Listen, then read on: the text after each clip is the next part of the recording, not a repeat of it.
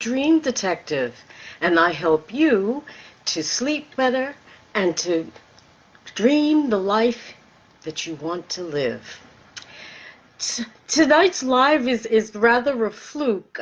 Usually I think several days in advance about what I like to talk about, but last night I had absolutely no inspiration. It was like, oh my gosh, what am I going to do? So I sent up a little prayer and said, send me some inspiration for what to talk about.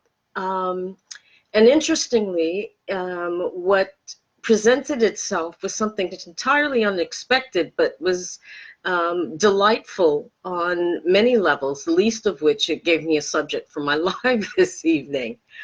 Now, it has to do with music, but in this particular scenario, but it's also about longevity. And the subject of my live tonight is actually, for people who follow reggae music and love reggae music, will know the name and know who I'm talking about immediately, and that's David Rodigan.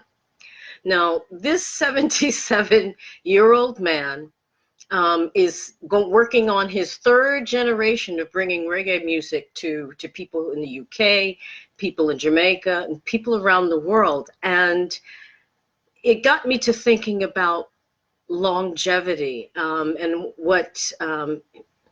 why he's still, for more than 40 years later, still rocking it and people are loving it. I remember back in the day, and I'm not going to tell you what years those were.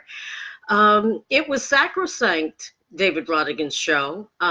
You know, if you were into football, you watched Match of the Day.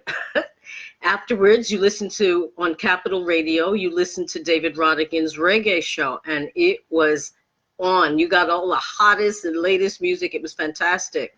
And then you went out and raved.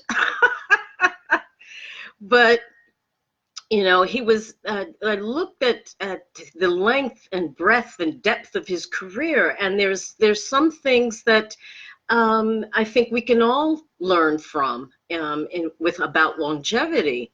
The first is that love. The man loves the music, truly, truly, truly loves it. I mean, and has studied it. And it's not just a passing whim or fancy or, I heard this. No, he really immersed himself in the music, and it's a true, true love. And when you do what you love, you have longevity because you never tire of it. It's always with you. So that was the first thing, that he had a deep, deep, deep love for the music. Now, and the second thing was that he was always willing to learn. So he learned from those old timers from way back when before reggae was even reggae, before it was rock steady before that Mento and other things. So he took the time and was humble enough to realize that there was always something new to learn. And that's carried right through his career for the past 40 years. Amazing that. And why? As like I said, he's working on the third generation of people listening to the music that he's playing. Even now, you go to a club and they know Rodigan's playing, the place is packed. You can't get in.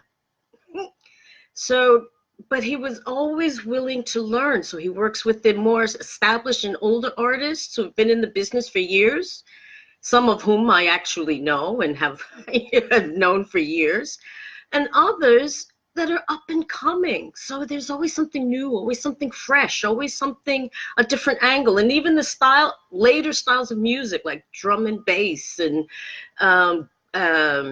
jungle music, all of that came on the back of David Rodigan actually, going into these new forays into these new areas and working with younger people and fresh ideas.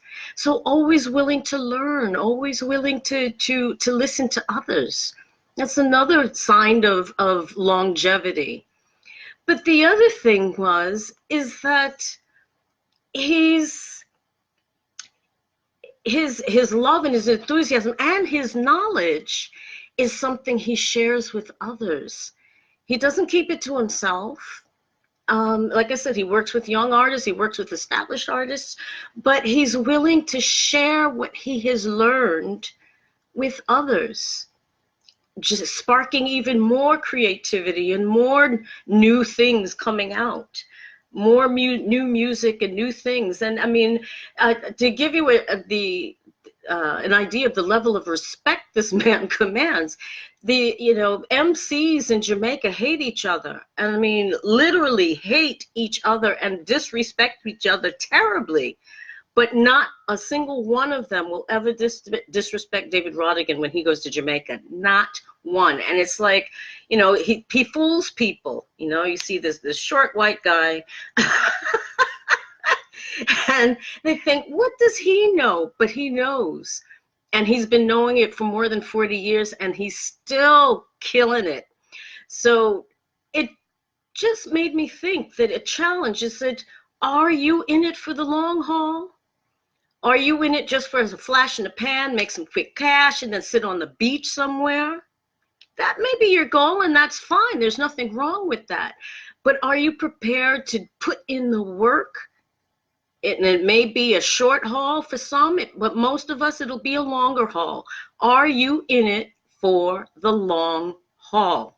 Do you have, the humility to learn from others? Do you have these perseverance to keep going and to fly by the seat of your pants and innovate? That's another thing that he does. I mean, he's innovating stuff all the time. Long before people were doing certain kinds of things, he was doing it, and people followed him. So he was willing to step out and maybe fall flat on his ass, but he was willing to do it, to take the chance, and it paid off. And when certain things didn't pay off, he learned from it and moved on. So are you in it for the long haul? Whatever your dreams or goals may be, are you willing to do what it takes? Are you willing to listen to others and learn, not only from the mistakes that they've made so you don't have to make them, but learn from your own mistakes as well? Are you in it just, like I said, are you in it to be a flash in the pan? Or are you in it for the long haul, to be there at the finish line and beyond? I challenge you to think about that, because we like to think that we've got it all figured out, we've got it all going on, but if you're not moving forward, you're either static, you're not moving at all, or you're moving backwards. Not even at cellular level, you stay the same from 1 minute to the next. At cellular level, you are changing every day. Every 28 days, you get new skin. So you are changing and growing every single day. So are you in it for the long haul? I challenge you to think about that and see if you believe that you are. Do you have a plan? Because what did they say? Failure to plan is planning to fail. I mean, it's up to you, but that means you're declaring to the universe that you're in it for the long haul, to cross the finish line and not give up halfway because things get tough. You got to have toughness as well.